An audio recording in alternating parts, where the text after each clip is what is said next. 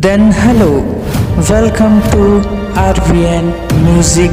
Zone. मोर छत्तीसगढ़ के हमारी भाजी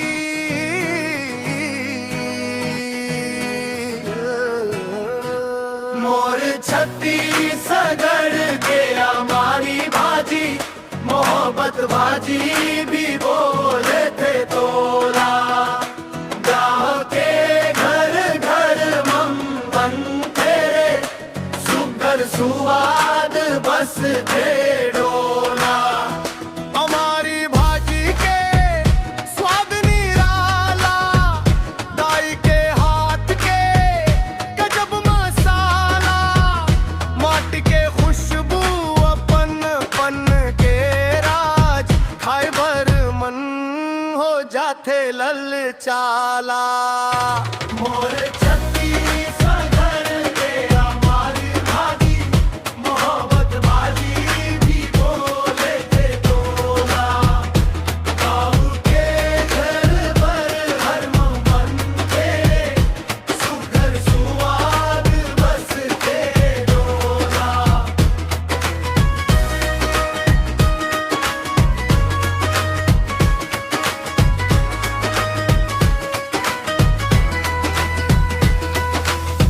बरखा के पानी ले हरियर होते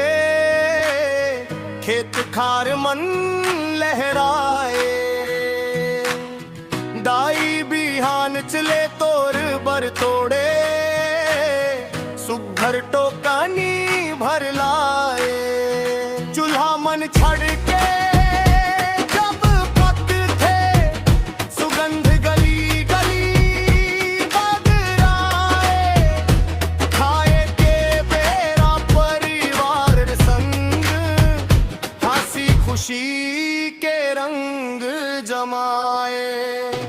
मोर छत्तीसगढ़ के हमारी भाजी मोहब्बत भाजी भी बोले थे तोला गाँव के घर घर घर मम्मन तेरे सुगर सुवाद बस थे डोला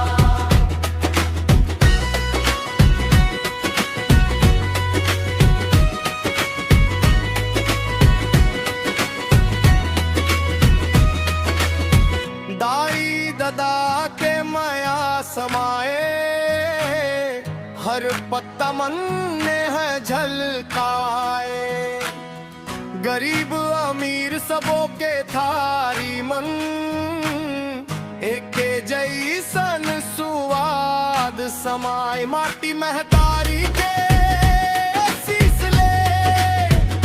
तन मन ला हरियर बनाए छत्तीसगढ़ के संस्कृति संग हमारी भाजी मान बढ़ाए